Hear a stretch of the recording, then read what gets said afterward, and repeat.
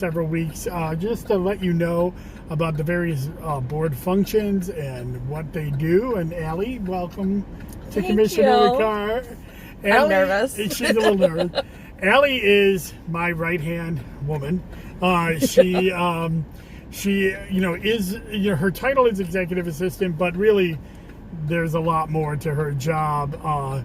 She does a lot of work with campaigns. Why am I telling you? Why didn't you tell them? Allie, Okay. When did you start with the Board of Elections, and what different roles have you done?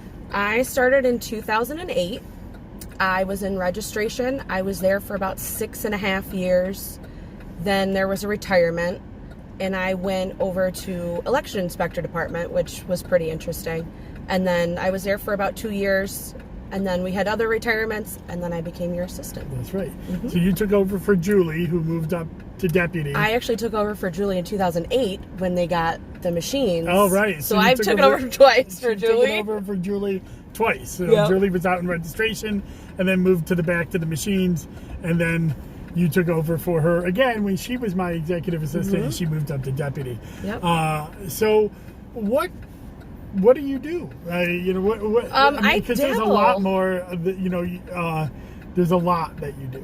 There's a lot to your job. My main thing is I help candidates. Anything that they need list-wise, voters, help them out with everything. I do a lot of registration. You're one of our main verifiers of registration. Yep. I do petitioning. Yep. There's a lot in that. Your schedule. Make schedule. sure you stay on schedule. That's a job in and of itself right there. But you do help me out a lot with a lot of the statewide stuff I do. Yes. When I used to go to Albany to testify or lobby on behalf of voters, you help me do that, and I'll be doing that again next year. Now that COVID is starting to that's a little bit. That's a long day. So that is a long day. People think I just go up there for jaunts, but my schedule. They do. It's packed. It's like, I think I pack in like 20 meetings in a day sometimes. I don't even think you take a lunch. You're like, all right, I'm on to the next one. I'm like, did you eat? That's right. She tries to keep me from being hangry. Yes. So, but so, you also run, you say you deal with candidates, but you help run what is kind of our big thing in Onondaga County that we're getting a lot of kudos for is the history website. Yes. So what is that? What can candidates get on that history website? Candidates can get who's asked for an absentee, who's already voted, all the registered voters that are active in our county. What else is there? We do the early voting. You do kind of stats on that. Yeah. But we update it every day after the mail comes in. It used to be a big thing where we individually did it. Now we do it as a whole. You have to sign up for it, and it's a great website. It's very helpful. So candidates and media can get onto that, or anybody who wants to sign up, they can get passcodes. But this data was stuff that we used to have to draw individually for hundreds of candidates across the county, and now we just update it once a day, and they can download it whatever they want. They can get Julie says hi. Hi, Julie. And Amanda asked me to turn off my turn signal. So they can get all this data. They get our daily registration, full county databases on there.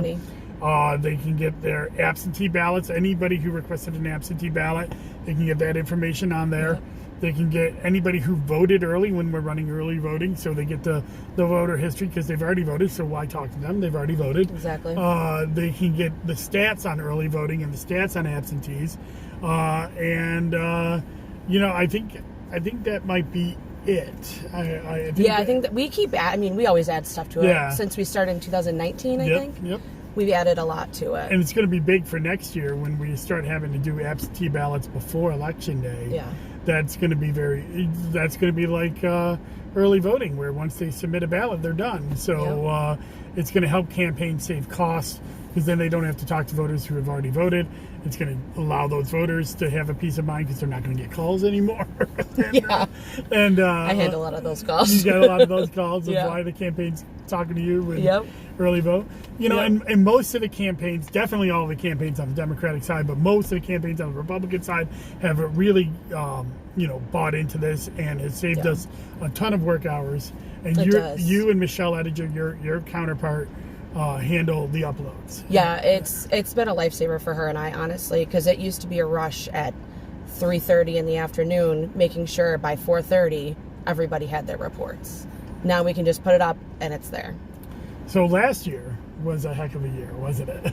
It was a year. It was a year. So, I think people need to see what, the impact of, this was on the personnel here. But obviously, you got COVID, right? I did. You did. Yep.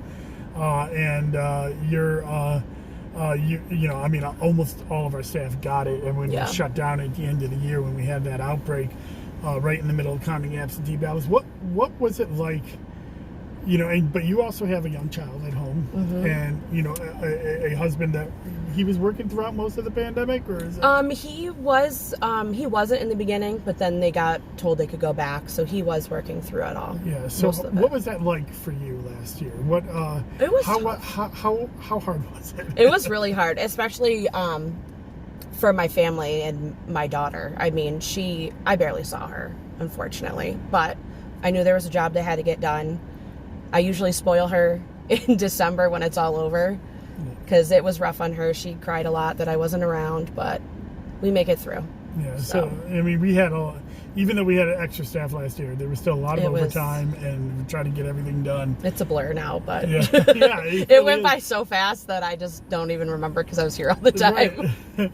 And we did have a few months at home, but even then that was scary because we didn't know what was going on with the presidential election. Yeah, and then I was doing school work with her while trying to work at the same time. It was crazy. So, what do you want people to know about the Board of Elections?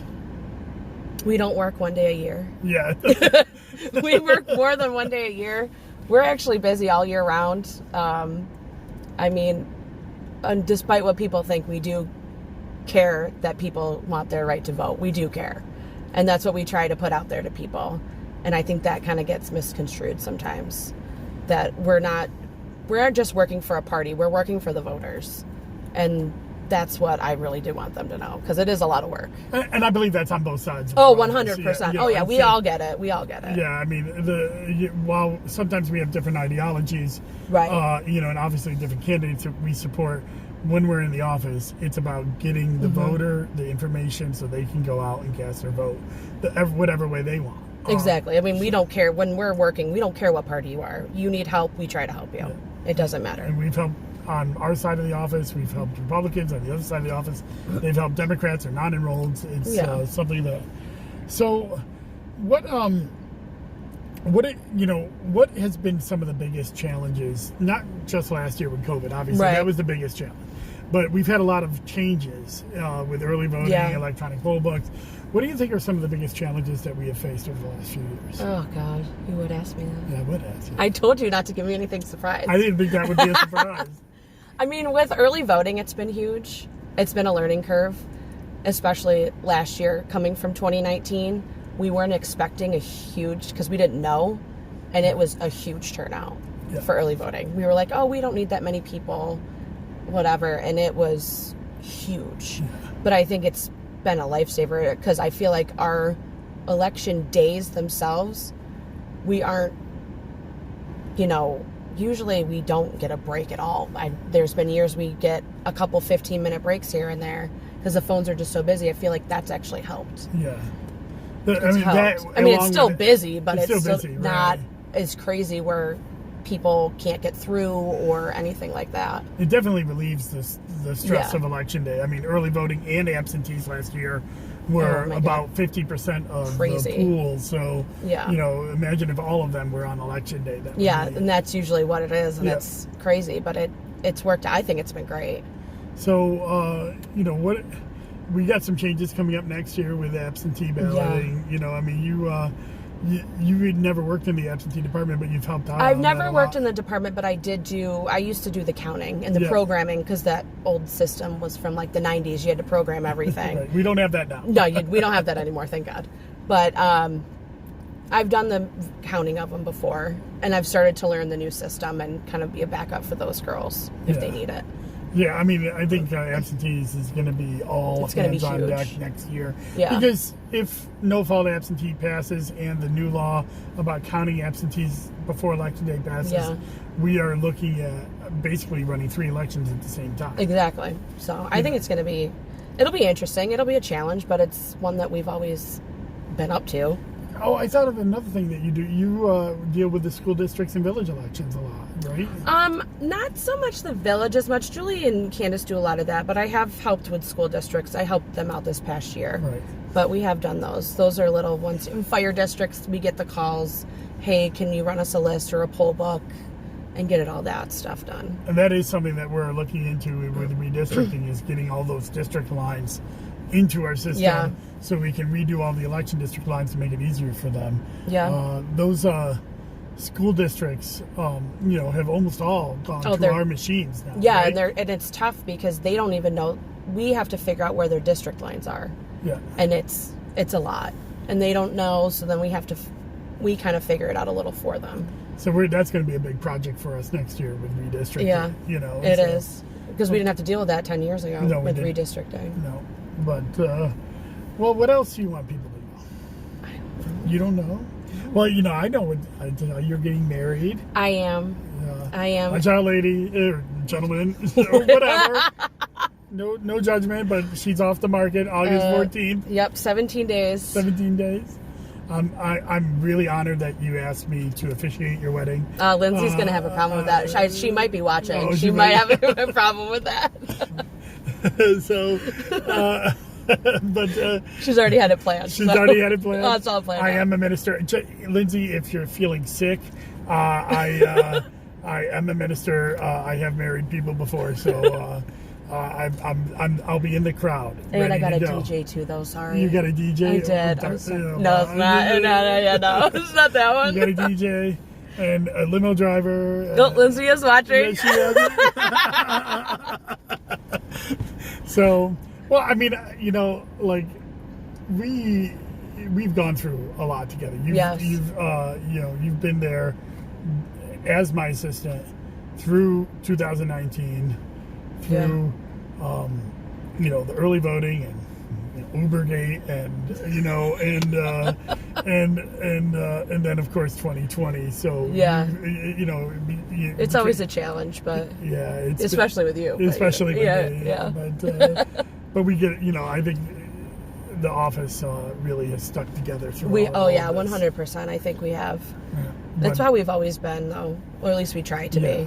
I mean, there's always tensions. Always. It happens, especially during there's tension times of the year. Petition week. Petition week. You don't talk to anybody. Nobody likes anybody in the office during petition week. No.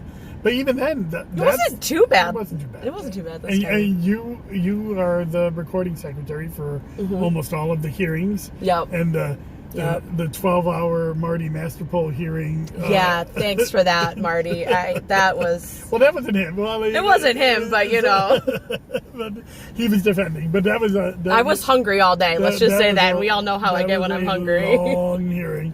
And you also record our monthly meetings, and help out with that. So, that's a lot of work. There's little things that I never think of. Yeah. You know what I mean? There's like little things, but you just do it. Yeah. Hey, can you do this? Yeah, sure, no problem. Yeah. So, I don't know if I see any questions in the chat. David is in the show the ring. David wants you to show the ring. There it is. There it is. How late will redistricting be this year, David asks. I don't know. So the block level data was supposed to be here in April, and it's not going to come until September. And until the block level data comes in, the state redistricting lines can't be drawn. They're going to do that sometime between now and January. And then the local redistricting, the city and county redistricting, will probably wait for that to finish their lines. So sometime next year, the city and county redistricting will happen because those offices won't be affected until the 2023 election. So, but I think it's going to be late in 2023 before we have all of the districts, or I'm sorry, late in 2022 before we have all of the districts. But the state level ones, the congressional and assembly and senate ones, they have to be done before January. So to be approved by the legislature.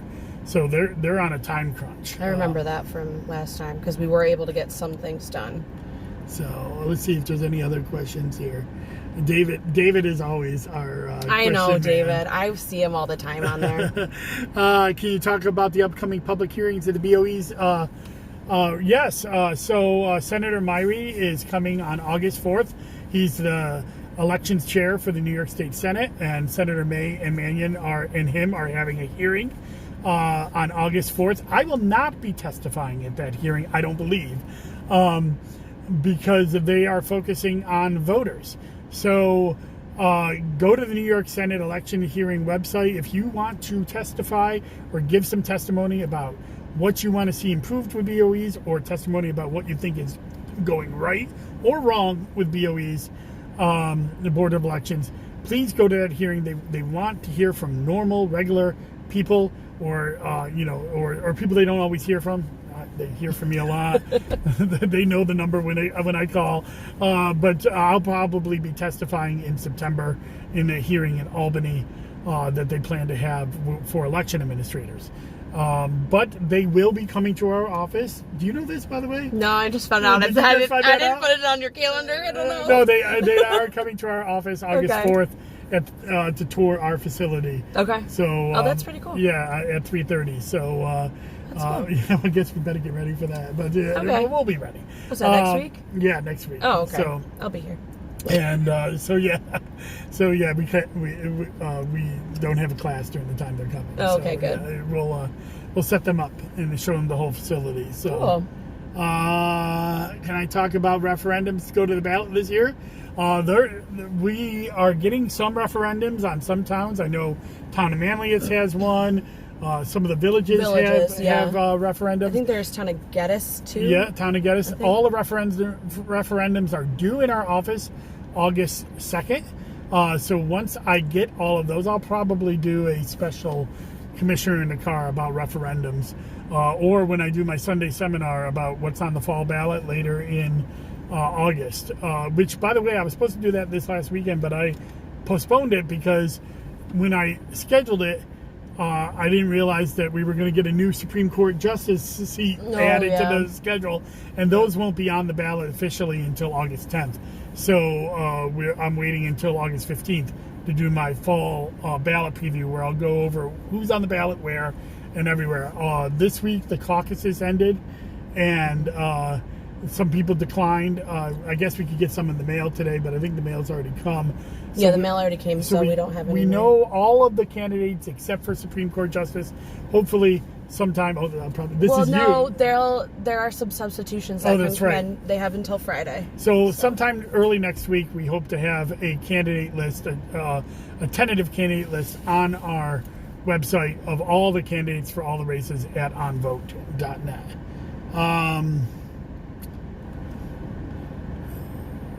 Yeah, people are asking about my turn signal. Yeah, I left the turn signal on. Sorry, everybody. Don't worry, he's not actually driving. I'm not actually driving. We're still. So it's hard to do this. Yeah. Do this way. Let's see here. It did it again. All right, hold on. How late will we redistricting? Pan stage left a bit. They want to see you more a little bit, Ellie. Right there. So you're close up. Can you talk about... I did that one. Sorry. My fat thumbs here. Referendums. Michael says pan stage left a bit. All right. How late will... You did that one too. Lindsay's watching. There's watching, yeah. This is exciting television right here. I know, right? We're like, huh? I don't want my glasses. Any way we can save the congressional seat in New York State? Nope. We are losing one. I don't think there's any way to save it. That is where, we had, I think it was like 48 or 98 or something like that. If we had 98 more people fill out the census, we would have kept our congressional seat. Geez. Now we're losing it. Well, we told you how important that was, and I did mine. Yeah, so that is gone. Should New York State join ERIC? I'm not as familiar with ERIC as I should, so I'm not going to comment on that. What's going on with restoring Toomey, Abbott, and Brighton Towers as polling locations? Good question. We are actually working on that as we speak. On Monday, we have our monthly commissioner meeting, and we are expecting to restore Toomey, Abbott, and Brighton Towers and Ross Towers as polling locations. I've proposed it. I believe Commissioner Sardo has agreed to it.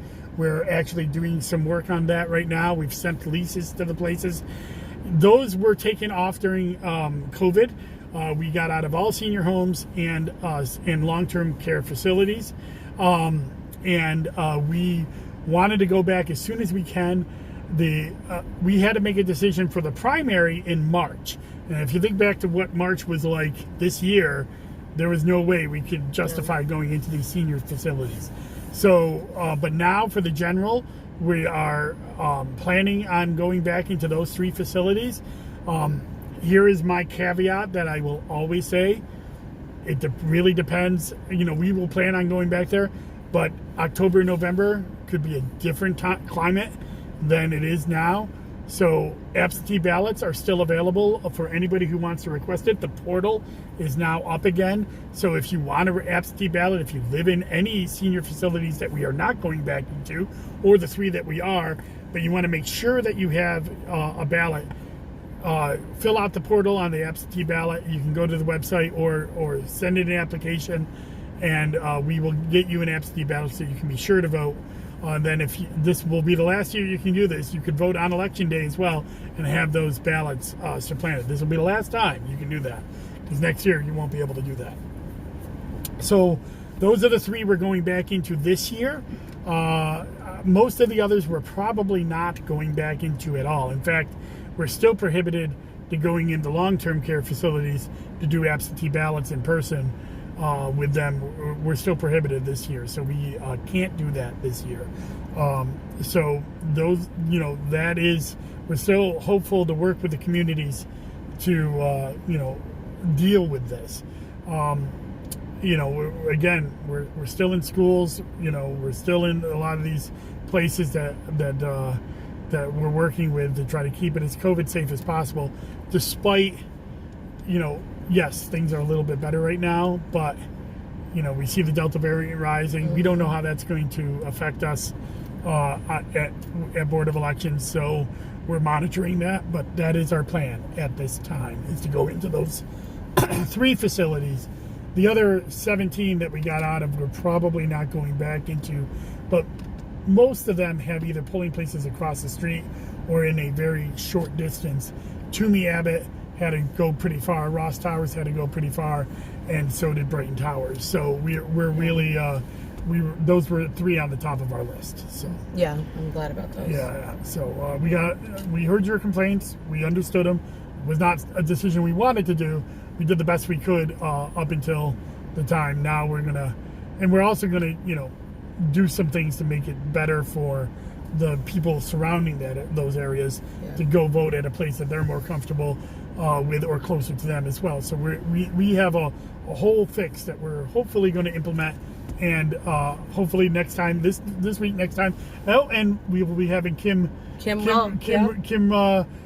our drive by. Kim Richards, she's our polling place coordinator will be on Commissioner Card next Tuesday, so hopefully we'll be able to talk about that. Yeah. Nitch, thank you for doing my programming for me. So, I don't see any other questions here, but we're this week. I already have my Wonky Wednesday up with OCL 3. It's Kim. Yeah. Is that Kim? Is she watching? No, She's she just walked in. Okay. We're talking about you, Kim. Yeah, she's, Kim's watching us through the window. Commissioner, Wonky Wednesday, I did OCL 3, which was Cicero, North Syracuse, currently held by Tim Burtis. Being Challenged by Matt Johnson. That's on my Tumblr blog. I will be doing OCL4. I hope to have it up tomorrow. Usually I try to get my Wonky Wednesdays done on Wednesdays, but sometimes I'm a little delayed. On Friday, I'll be dropping my Zoom with Zarni with the Commissioner of Education candidates, Nyatwa Bullock, Twiggy Ballou, and Karen Cordano. We had a great conversation, and looking out to getting that up on the web. And starting next week, I'll be going to 2 Zoom with Zarni's a week, back to the Thursday and Sunday schedules, because there's so many candidates we want to get in before the general election. So I'm hoping to do that. I knew Michael would say that. Future commissioner in a car with Michelle Sardo. We'll see. We can try. She's always invited. Always. She's always invited to do her own. This is something I do on my own time, in my own car, with my own phone. Who knows? We appear together a lot, Michael. That's true. That's true. Just about every press, thing. So, all right. I don't have anything else. Please make sure that if you can get the vaccine, go out there, Please. Get the vaccine. Please do. It's a miracle of science. Talk to your doctors. Talk to your healthcare providers. If you have questions, get those questions answered. But more importantly, get the shot, because that's the only way that we're going to have a fair this summer. It's the only way we're going to get back to normal. And the Delta variant's on the rise. It's on the rise in our community. It's on the rise in New York State, and it's definitely, this pandemic is now a pandemic of the unvaccinated. And I want you all to be safe. So please go out there, protect yourself, get the vaccine, protect your family, and let's get this over with. Let's not be talking about this again next year. So, all right, bye-bye, everyone. Bye.